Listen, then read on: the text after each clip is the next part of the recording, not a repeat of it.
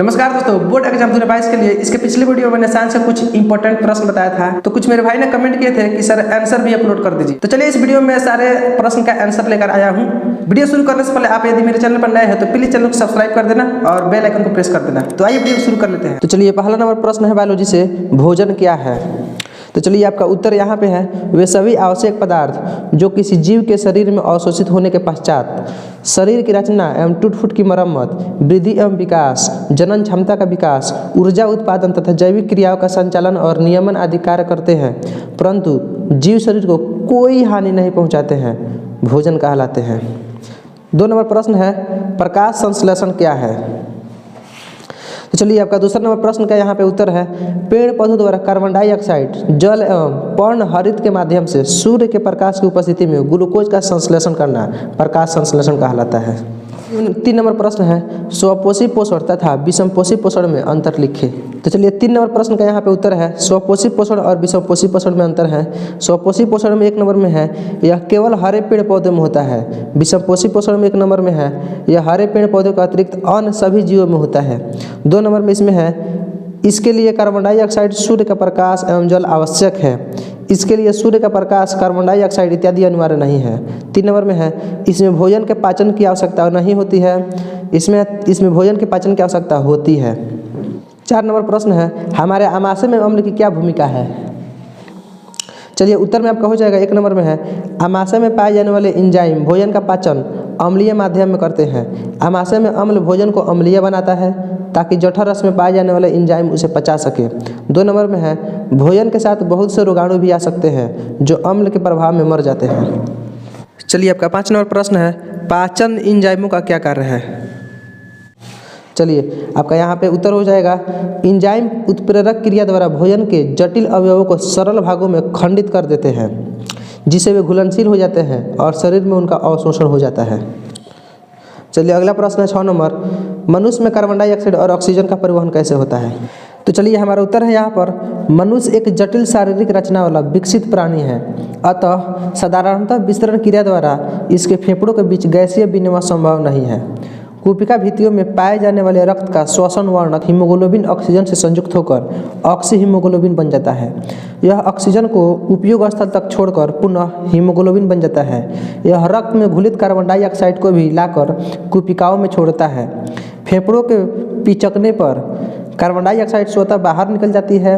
यदि हमारे शरीर में हीमोग्लोबिन नहीं होता तो फेफड़े से पैर तक ऑक्सीजन लगभग 3 वर्षों में पहुँच पाती। चलिए आपका अगला 7 नंबर प्रश्न है, पादपों में भोजन का वहन या स्थानांतरण कैसे होता है।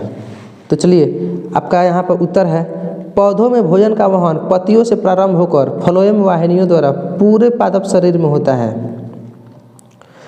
फ्लोएम वाहिनियों की चालनी नलिका में चालनी पट से होकर भोजन का प्रवाह उच्च सांद्रण से निम्न सांद्रण की ओर होता है। अगला प्रश्न है 8 नंबर, मूत्र बनने की मात्रा का नियमन किस प्रकार होता है।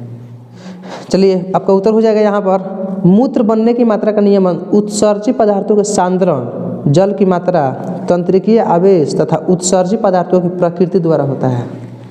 चलिए आपका 9 नंबर प्रश्न है, 9 नंबर, प्रतिवर्ती क्रिया और टहलने में क्या अंतर है। तो चलिए आपका आंसर यहाँ पे हो जाएगा, प्रतिवर्ती क्रिया एक अनैच्छिक क्रिया है जो स्वतः होती है और उस पर हमारा कोई नियंत्रण नहीं रहता है। टहलना एक ऐच्छिक क्रिया है जिसे हम अपने अनुसार नियंत्रित और परिवर्तित करते हैं। चलिए हमारा 10 नंबर प्रश्न है, आयोडीन युक्त नमक के प्रयोग की सलाह क्यों दी जाती है। चलिए हमारा उत्तर यहाँ पर है, आयोडीन गले में स्थित थायराइड ग्रंथि द्वारा स्रावित हार्मोन थायरोक्सिन के संश्लेषण में सहायक है। भोजन में लगातार बहुत दिनों तक आयोडीन की कमी के बने रहने पर थायराइड ग्रंथि में सूजन आ जाती है जो बाहर से घेगा या गायटर के रूप में दिखाई पड़ती है। आयोडीन जल के माध्यम से हमारे शरीर में पहुंचता है। जिस क्षेत्र के जल में आयोडीन की कमी होती है उस क्षेत्र के निवासियों में यह बीमारी अधिक दिखाई पड़ती है। यही कारण है कि आयोडीन युक्त नमक के प्रयोग की सलाह दी जाती है। अगला प्रश्न है 11 नंबर, मधुमेह के कुछ रोगियों को चिकित्सा इंसुलिन का हार्मोन देकर क्यों की जाती है। चलिए आपका उत्तर यहाँ पर हो जाएगा, इंसुलिन एक हार्मोन है जो अग्नाशय पर पाए जाने वाली आइलेटस ऑफ लैंगरहैंस नामक अंतःस्रावी ग्रंथियों में बनता है। यह रक्त में शर्करा के स्तर का अनुरक्षण करता है। यदि किसी व्यक्ति के शरीर में इंसुलिन का स्राव कम या बंद हो जाए तो रक्त में शर्करा का स्तर बढ़ जाएगा, जिससे उसे अनेक प्रकार के कष्ट होंगे। इस बीमारी को मधुमेह कहते हैं। इस रोगियों को इंसुलिन हार्मोन की सुई देनी पड़ती है। चलिए आपका 12 नंबर क्वेश्चन है, द्विखंडन बहुखंडन से किस प्रकार भिन्न है।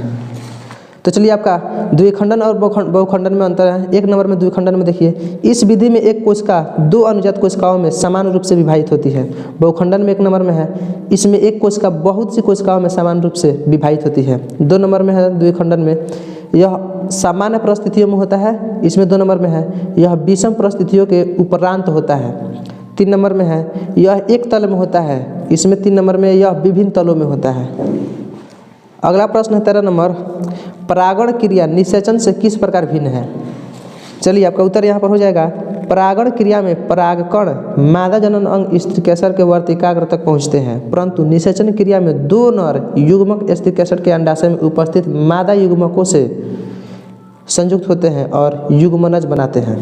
चलिए आपका अगला क्वेश्चन है 14 नंबर, पोषीय स्तर क्या है। एक आहार श्रृंखला का उदाहरण दीजिए तथा इसमें विभिन्न पोषीय स्तर बताइए। चलिए आपका उत्तर यहाँ पर हो जाएगा, आहार श्रृंखला के चरणों को पोषीय स्तर कहते हैं।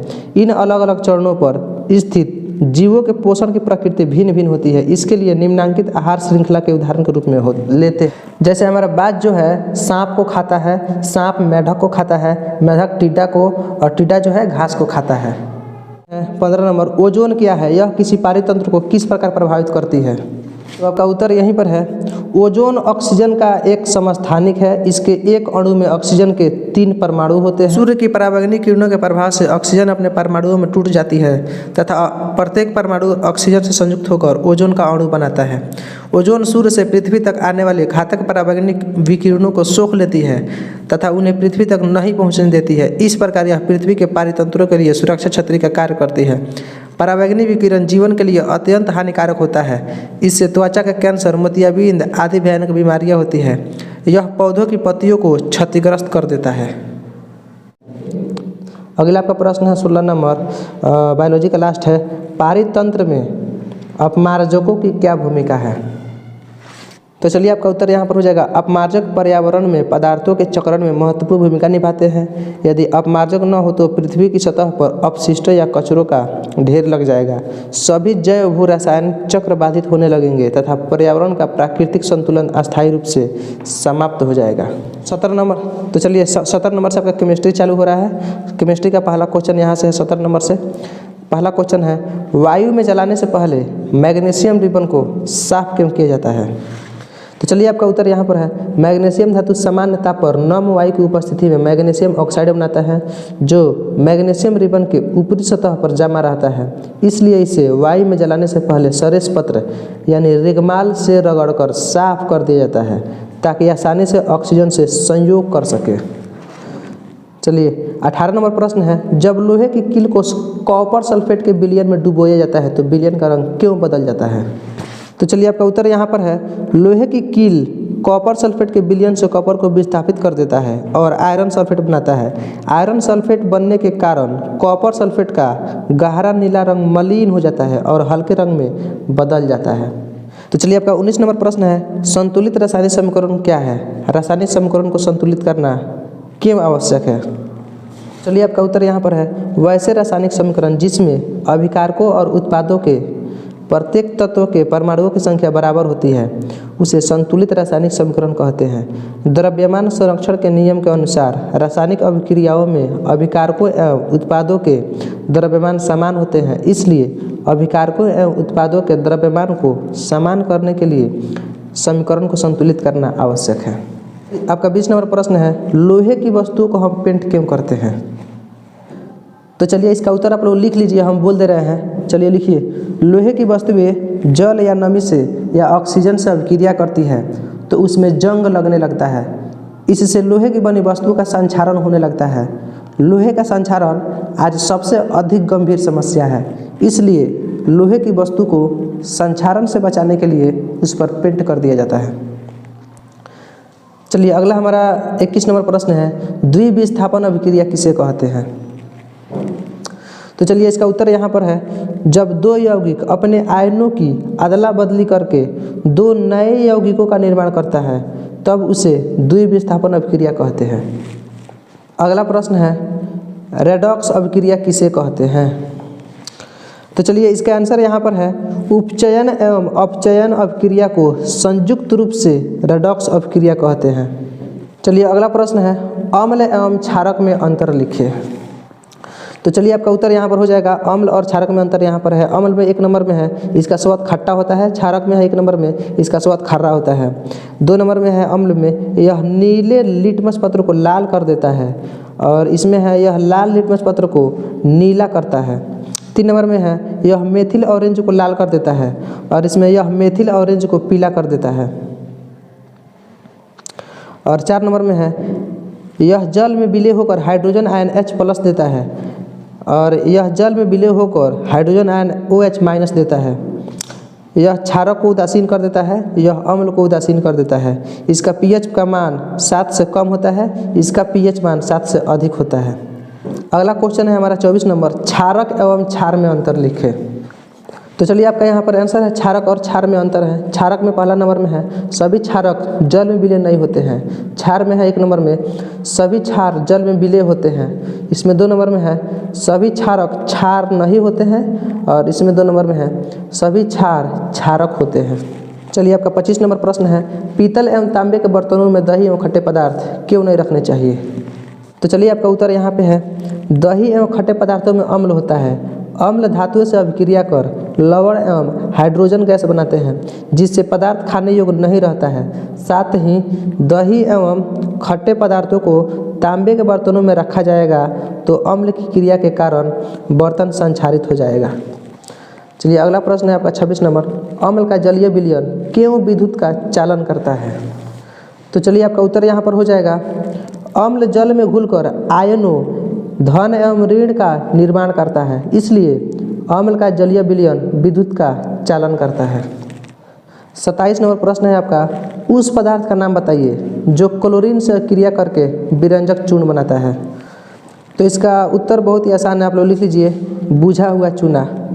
इसका आंसर आप लोग लिख लीजिए, बुझा हुआ चूना। तो चलिए 28 नंबर प्रश्न देखिए, आश्रित जल में विद्युत का चालक क्यों नहीं होता जबकि वर्षा जल में होता है? तो चलिए आपका उत्तर यहाँ पर है, आश्रित जल में कोई आयनिक यौगिक विलय नहीं रहते हैं, जिसके कारण ये आयनों में विघटित नहीं होते हैं। वर्षा जल वायुमंडल से होते हुए भूमि पर गिरते समय वायु के अम्लीय गैसों CO2, SO2, NO2 इत्यादि को घुला लेता है, जिससे विभिन्न प्रकार के अम्ल क्रमशः कार्बोनिक अम्ल H2CO3, सल्फ्यूरिक अम्ल H2SO3, नाइट्रस अम्ल HNO2 या नाइट्रिक अम्ल HNO3 बनाते हैं। ये अम्ल आयनों में विघटित होते हैं, इसलिए वर्षा जल विद्युत के चालन करते हैं। अगला प्रश्न है आपका 29 नंबर, ताजे दूध के pH का मान 6 होता है, दही बन जाने पर इसके pH मान में क्या परिवर्तन होगा? तो चलिए आपका उत्तर यहाँ पर है, दही में लैक्टिक अम्ल होता है, अर्थात जब दूध से दही बन जाता है तो वह अधिक अम्लीय हो जाता है, इसलिए pH का मान 6 से कम हो जाएगा। 30 नंबर आपका प्रश्न है, प्लास्टर ऑफ पेरिस को आर्द्ररोधी बर्तन में क्यों रखा जाना चाहिए? इसकी व्याख्या कीजिए। तो चलिए इसका उत्तर यहाँ पर है, प्लास्टर ऑफ पेरिस आसानी से जल को अवशोषित कर लेता है और कठोर जिप्सम का निर्माण करता है, इसलिए प्लास्टर ऑफ पेरिस को आर्द्ररोधी बर्तन में रखा जाता है, नहीं तो कुछ समय बाद इसकी पूरी मात्रा जिप्सम में बदल जाएगी। अगला प्रश्न 31 नंबर हमारा है, उदासीनीकरण अभिक्रिया क्या है? तो इसका भी आंसर देख लीजिए फटाक दे। अम्ल एवं क्षारक के अभिक्रिया के फलस्वरूप लवण एवं जल बनता है, इसे उदासीनीकरण अभिक्रिया कहते हैं। अगला प्रश्न है 32 नंबर, भौतिक गुणों के आधार पर धातुओं एवं अधातुओं में अंतर लिखें। चलिए आपका आंसर यहाँ पर है, भौतिक गुणों के आधार पर धातुओं एवं अधातुओं में अंतर यहाँ पर है। धातुओं में 1 नंबर में है, धातुएं चमकदार होती है। अधातुओं में 1 नंबर में है, अधातुएं चमकदार नहीं होती है, अपवाद में आपका आयोडीन हो जाएगा। 2 नंबर में है, धातुओं में धातुएं अघातवर्ध तथा तन्य होती है। इसमें 2 नंबर में है, अधातुएं अघातवर्ध एवं तन्य नहीं होती है, ये भंगुर होती है। 3 नंबर में है आपका धात्विक ऊष्मायन विद्युत की सुचालक होती है, अपवाद में आपका शीशा हो जाएगा। और इसमें 3 नंबर में है अधात्विक ऊष्मायन विद्युत की कुचालक होती है, अपवाद में आपका ग्रेफाइट हो जाएगा। 4 नंबर में धात्विक ठोस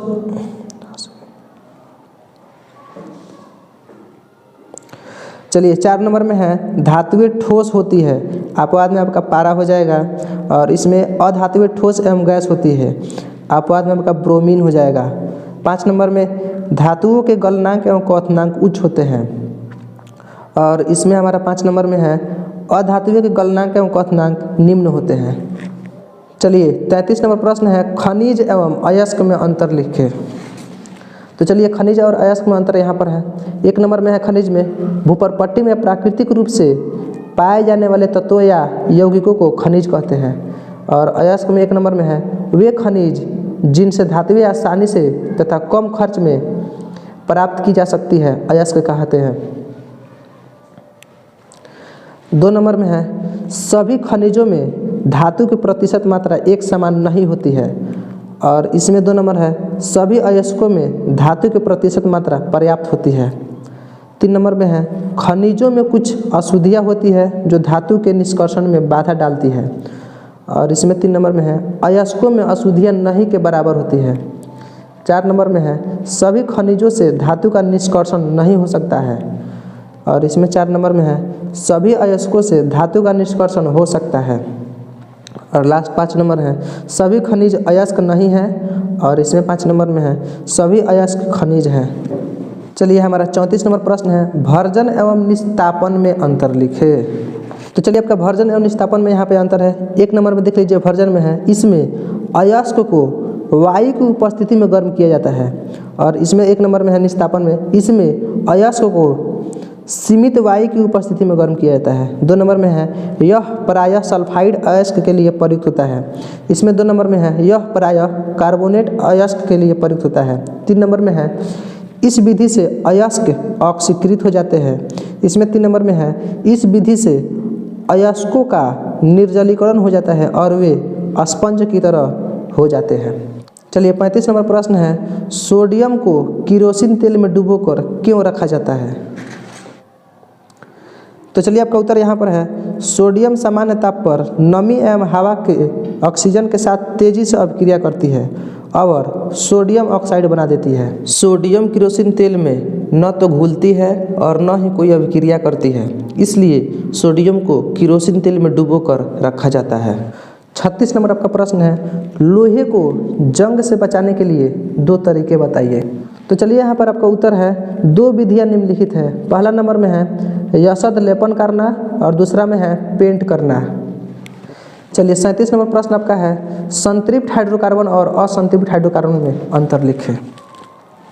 तो चलिए यहाँ पर संतृप्त हाइड्रोकार्बन और असंतृप्त हाइड्रोकार्बन में आपका अंतर है। 1 नंबर में है संतृप्त हाइड्रोकार्बन में वैसे हाइड्रोकार्बन जिनमें कार्बन परमाणु की चारों संयोजकताएं एकल बंधन द्वारा संतुष्ट रहती है उसे संतृप्त हाइड्रोकार्बन कहते हैं। असंतृप्त में है 1 नंबर में वैसे हाइड्रोकार्बन जिनमें 2 कार्बन परमाणुओं के बीच द्विबंध या त्रिबंध होता है उसे असंतृप्त हाइड्रोकार्बन कहते हैं। 2 नंबर में है इसमें यह बहुत कम अभिक्रियाशील होते हैं। और इसमें 2 नंबर में है ये अधिक अभिक्रियाशील होते हैं। 3 नंबर में है इसका सामान्य सूत्र CnH2n+2 होता है जहाँ n = 1 2 3 ... आदि है। 3 नंबर में है इसमें द्विबंध वाले का सामान्य सूत्र CnH2n होता है और त्रिबंध वाले का सामान्य सूत्र CnH2n-2 होता है जहाँ n = 2 3 4 5 ... आदि है। इसमें 4 नंबर में है संतृप्त हाइड्रोकार्बन में इसे एल्केन कहते हैं। 4 नंबर में इसमें है इसमें द्विबंध वाले को एल्कीन एवं त्रिबंध वाले को एल्काइन कहते हैं। 5 में है इसका प्रथम सदस्य मेथेन है। और इसमें 5 में है इसमें द्विबंध वाले का प्रथम सदस्य एथीन और त्रिबंध वाले का प्रथम सदस्य एथाइन है। चलिए 38 नंबर प्रश्न है साबुन एवं अपमार्जक में अंतर लिखें। चलिए आपका उत्तर यहाँ पर है साबुन और अपमार्जक में अंतर में है। साबुन में 1 नंबर में है यह उच्च वसा अम्लों के सोडियम लवण है। और इसमें 1 नंबर है यह लंबी श्रृंखला वाले सल्फोनिक अम्ल के सोडियम लवण है। 2 नंबर में है यह कठोर जल में कठिनाई से झाग देता है और सफाई का कार्य ठीक से नहीं करता है। इसमें 2 नंबर है, यह कठोर जल में भी आसानी से झाग देता है और सफाई का कार्य भी ठीक से करता है। 3 नंबर में है, यह जल में कम घुलनशील है और इसमें 3 नंबर में है, यह जल में अधिक घुलनशील है। 4 नंबर में है, इसमें आर्द्रता का गुण कम पाया जाता है और इसमें 4 नंबर में इसमें आर्द्रता का गुण अधिक पाया जाता है। अगला है 5 नंबर, इसमें सफाई की क्षमता कम होती है और इसमें है 5 नंबर में, इसमें सफाई की क्षमता अधिक होती है। 6 नंबर में है, इसका जलीय घोल क्षारीय होता है और इसमें 6 नंबर में है, इसका जलीय घोल उदासीन होता है। बस 6 को हो गया, रहने दीजिए, 5 वो काफ़ी है। अगला प्रश्न है 39 नंबर, क्या आप डिटर्जेंट का उपयोग कर बता सकते हैं कि कोई जल कठोर है या नहीं? तो चलिए आपका उत्तर यहाँ पर है नहीं, क्योंकि डिटर्जेंट कठोर एवं मृदु जल के साथ समान रूप से झाग बनाता है एवं सफाई का कार्य करता है। चलिए अगला आपका 40 नंबर प्रश्न है, कार्बन एवं उसके यौगिकों का उपयोग अधिकतर कार्यों में ईंधन के रूप में क्यों किया जाता है? तो चलिए आपका उत्तर यहाँ पर है, कार्बन एवं उसके यौगिकों का उपयोग अधिकतर कार्यों में ईंधन के रूप में होता है। इसके निम्नलिखित कारण हैं। पहला नंबर में है, ये दहन के फलस्वरूप अत्यधिक ऊष्मा देते हैं। 2 नंबर में है, इसमें कार्बन एवं हाइड्रोजन की मात्रा अधिक होने के कारण इसका ज्वलन ताप सामान्य होता है। 3 नंबर में है, इसका रख रखाव आसान है। 4 नंबर में, इसके दहन पर नियंत्रण संभव है। तो चलिए 41 नंबर प्रश्न है, मेंडलीव की आवर्त सारणी एवं आधुनिक आवर्त सारणी में अंतर लिखें। चलिए यहाँ पर आपका उत्तर है, मेंडलीव की आवर्त सारणी और आधुनिक आवर्त सारणी में अंतर है। पहला नंबर में दिया है, मेंडलीव की आवर्त सारणी में यह तत्व के परमाणु द्रव्यमान पर आधारित है। इसमें दिया है पहला नंबर में, यह तत्व के परमाणु संख्या पर आधारित है। 2 नंबर में है, इसमें उपसमूह ए तथा बी एक ही वर्ग के अंतर्गत है। इसमें 2 नंबर में है, इसमें उपसमूह ए तथा बी को अलग अलग वर्गों के रूप में रखा गया है। 3 नंबर में है, इसमें कुल 6 क्षैतिज पंक्तियाँ एवं 8 उदग्र स्तंभ हैं।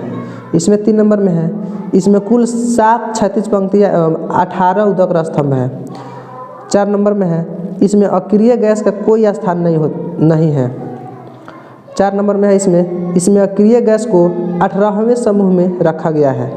5 नंबर में है, इसमें कई दोष है और इसमें 5 नंबर में है, इसमें मेंडलीव के आवर्त सारणी के लगभग सभी दोष दूर हो गए हैं।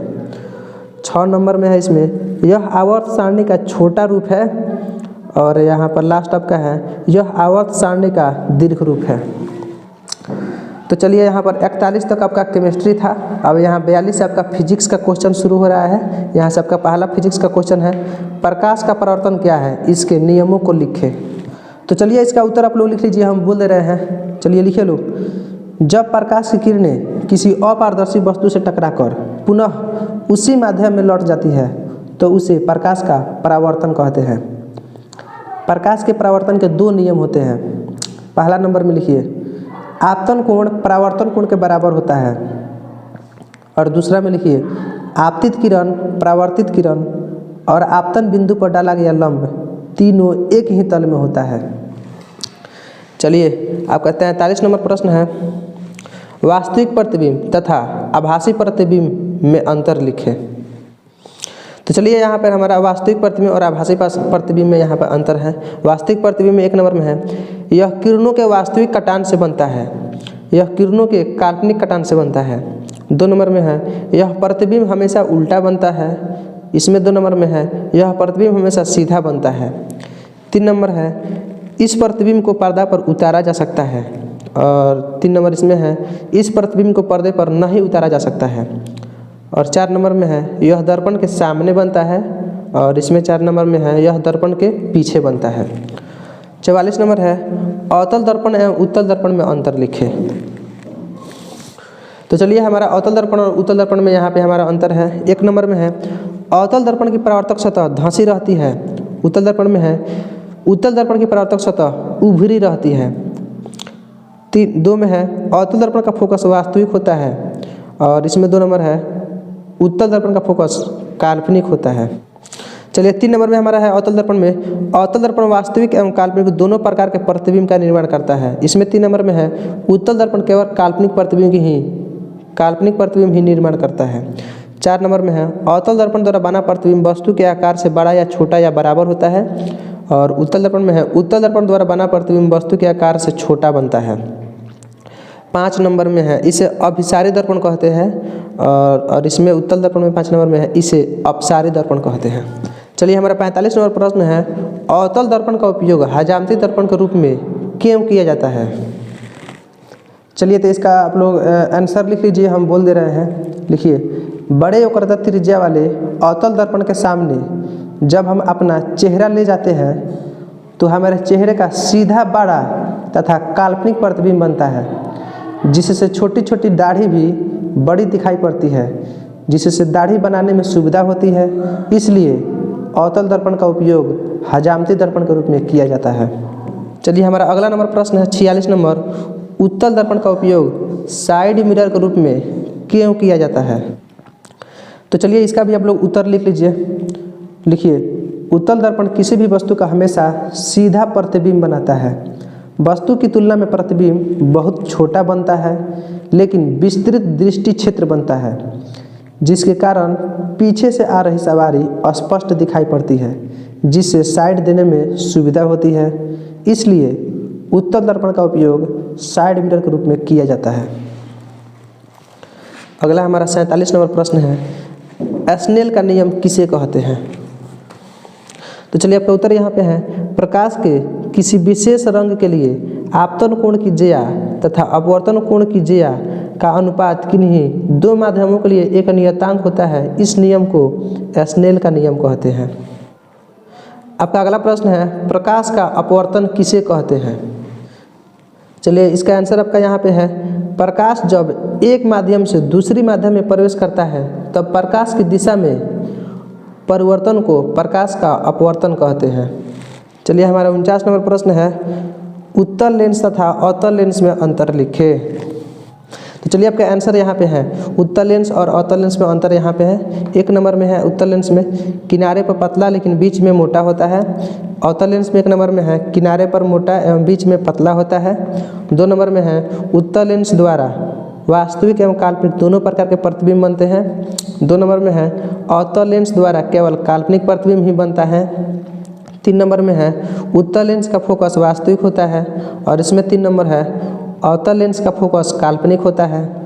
4 नंबर में है उत्तल लेंस की फोकस दूरी धनात्मक होती है, इसलिए इसकी क्षमता धनात्मक होती है। और 4 नंबर में है अवतल लेंस की फोकस दूरी ऋणात्मक होती है, इसलिए इसकी क्षमता ऋणात्मक होती है। 5 नंबर में है उत्तल लेंस को अभिसारी लेंस कहते हैं और इसमें 5 नंबर में है अवतल लेंस को अपसारी लेंस कहते हैं। चलिए हमारा 50 नंबर प्रश्न है हीरे का अपवर्तनांक 2.42 है, इस कथन का क्या अभिप्राय है। तो चलिए आपका उत्तर यहाँ पे है चूँकि हीरे का अपवर्तनांक 2.42 है अर्थात काफ़ी अधिक है, इसलिए हीरा प्रकाशतः सघन माध्यम है, अतः हीरे में प्रकाश का वेग बहुत ही कम होता है। 51 नंबर प्रश्न है तारे क्यों टिमटिमाते हैं। तो चलिए आपका उत्तर यहाँ पे है रात में तारे टिमटिमाते नजर आते हैं क्योंकि वायुमंडलीय अपवर्तन के कारण तारे से निकलने वाला प्रकाश क्रमिक रूप से बढ़ता घटता रहता है। आँख तक पहुँचने वाली तारे से निकलने वाला प्रकाश बढ़ता है तो तारा चमकीला प्रतीत होता है, लेकिन जब वही तारे का प्रकाश घटता है तो तारा धुंधला दिखाई पड़ता है। इस तरह बार बार तारे का चमकीला या धुंधला दिखाई देना ही तारे का टिमटिमाना कहलाता है। तो चलिए आपका अगला प्रश्न है सूर्योदय के समय सूर्य रक्ताभ क्यों प्रतीत होता है। तो चलिए इसका उत्तर यहाँ पे है सूर्योदय एवं सूर्यास्त के समय सूर्य क्षितिज के समीप रहता है अर्थात काफ़ी दूर स्थित रहता है। ऐसी स्थिति में सूर्य से निकलने वाले प्रकाश को वायुमंडलीय में लंबी दूरी तय करना पड़ता है। क्षितिज के समीप नीले तथा कम तरंगदैर्ध्य के प्रकाश का अधिकांश भाग वायुमंडल में उपस्थित कणों द्वारा प्रकीर्णन हो जाता है। सबसे अधिक तरंगदैर्ध्य वाले लाल रंग के प्रकाश का प्रकीर्णन सबसे कम होता है, इसलिए लाल रंग का प्रकाश ही हमारे नेत्रों तक पहुंच पाता है। अतः सूर्योदय एवं सूर्यास्त के समय सूर्य रक्ताभ प्रतीत होता है। अगला प्रश्न है 53 नंबर, किसी अंतरिक्ष यात्री को आकाश नीले की अपेक्षा काला क्यों प्रतीत होता है? तो चलिए इसका उत्तर यहाँ पे है, अंतरिक्ष में कोई कण उपस्थित नहीं है, अर्थात वहाँ कोई वायुमंडल नहीं है, इसलिए वहाँ का प्रकाश प्रकीर्णन नहीं होता है। प्रकीर्णन नहीं होने के कारण आकाश काला दिखता है। चलिए आपका 54 नंबर प्रश्न है, ओम का नियम लिखे। तो चलिए आपका आंसर यहाँ पे है, ओम का नियम विद्युत धारा एवं विभवांतर के बीच संबंध बतलाता है। इस नियम के अनुसार अचर ताप पर किसी चालक से प्रवाहित होने वाली विद्युत धारा चालक के सिरों के बीच के विभवांतर का सीधा समानुपाती होता है। अगला प्रश्न है 55 नंबर, प्रत्यावर्ती धारा और दिष्ट धारा में अंतर लिखे।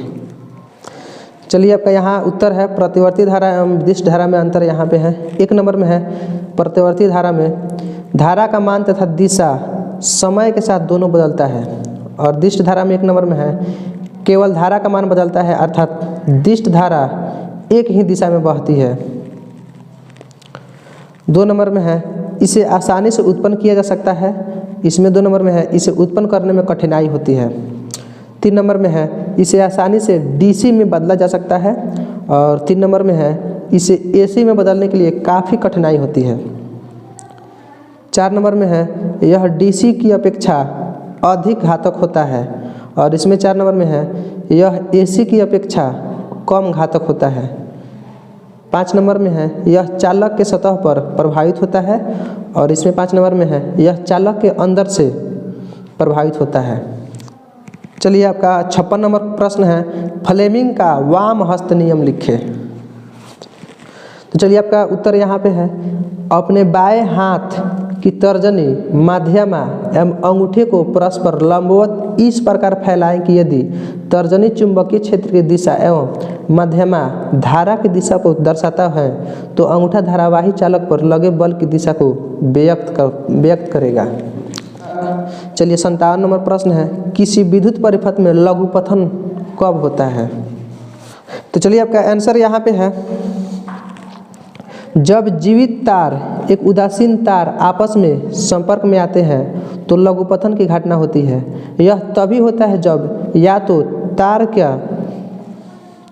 तार का विद्युतरोधी नष्ट हो गया हो या विद्युत उपकरण में किसी प्रकार की कोई गड़बड़ी आ गई हो। अगला आपका 58 नंबर प्रश्न है, फ्लेमिंग का दक्षिण हस्त नियम लिखे। तो चलिए आपका आंसर यहाँ से हो जाएगा, अपने दाहिने हाथ की तर्जनी माध्यमा अंगुली तथा अंगूठे को इस प्रकार फैलाइए कि ये तीनों एक दूसरे के परस्पर लंबवत हो। यदि तर्जनी चुंबकीय क्षेत्र की दिशा की ओर संकेत करती है तथा अंगूठा चालक की गति की दिशा की ओर संकेत करता है तो मध्यमा चालक में प्रेरित विद्युत धारा की दिशा दर्शाती है। अगला हमारा प्रश्न है 59 नंबर, नाभिकीय संलयन एवं नाभिकीय विखंडन में अंतर लिखे। चलिए आपका आंसर यहाँ पे है, नाभिकीय संलयन एवं नाभिकीय विखंडन में अंतर। 1 नंबर में है नाभिकीय संलयन में, इसमें 2 हल्के नाभिक परस्पर संलयित होकर एक भारी नाभिक का निर्माण करते हैं, और इसमें 1 नंबर है, इसमें एक भारी नाभिक टूटकर 2 हल्के नाभिकों में परिवर्तित हो जाते हैं। 2 नंबर में है, नाभिकीय संलयन अत्यधिक ताप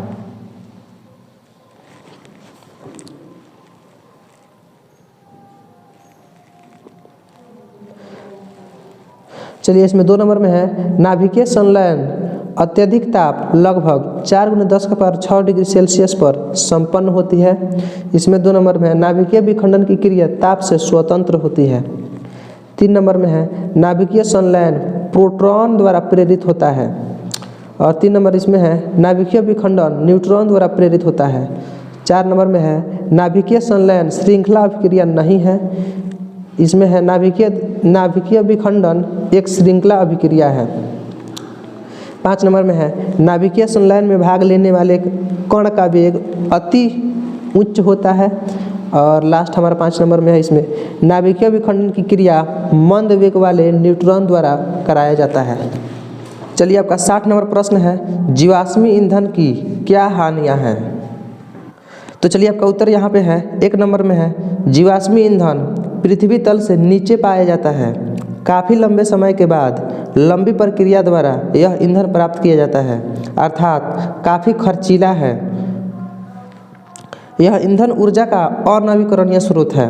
जीवाश्मी ईंधन के जलने से वायु प्रदूषित हो जाती है। इसके अतिरिक्त कार्बन, नाइट्रोजन एवं सल्फर के ऑक्साइड मुक्त होते हैं, जो अम्लीय वर्षा के साथ साथ अन्य कई कठिनाइयों का कारण बनती है। चलिए 68 नंबर प्रश्न है, लेंस किसे कहते हैं? तो चलिए हमारा उत्तर यहाँ पर है, कांच का बना वह पारदर्शी माध्यम जो दो सतहों से घिरा रहता है तथा जिसका एक सतह या दोनों सतह वक्र होता है, लेंस कहलाता है। तो चलिए 63 नंबर प्रश्न है आपका, लेंस की क्षमता से आप क्या समझते हैं? तो चलिए आपका उत्तर यहाँ पे है, किसी लेंस की फोकस दूरी के व्युत्क्रम को लेंस की क्षमता कहते हैं। 64 नंबर प्रश्न है, क्रांति कोण क्या है? तो चलिए इस प्रश्न का उत्तर यहाँ पे है, जब प्रकाश सघन माध्यम से विरल माध्यम में जाती है और अपवर्तन का कोण 90 डिग्री का होता है, तब संगत आपतन कोण को क्रांति कोण कहते हैं। चलिए हमारा 65 नंबर प्रश्न है, प्रतिरोध किसे कहते हैं तथा इसका ऐसा एक मात्रक लिखें। तो चलिए इस प्रश्न का उत्तर यहाँ पे है, चालक का वह गुण जो उस चालक से प्रवाहित होने वाली विद्युत धारा का विरोध करता है, प्रतिरोध कहलाता है। प्रतिरोध का ऐसा एक मात्रक हमारा ओम होता है। और चलिए हमारा लास्ट 66 नंबर प्रश्न है, विद्युत धारा किसे कहते हैं तथा इसका ऐसा ही मात्रक लिखें। तो चलिए इस प्रश्न का उत्तर यहाँ पे है, आवेश के सतत प्रवाह को विद्युत धारा कहते हैं। विद्युत धारा का ऐसा एक मात्रक हमारा एम्पियर होता है। ठीक है दोस्तों, फिर अगले वीडियो में मिलते हैं।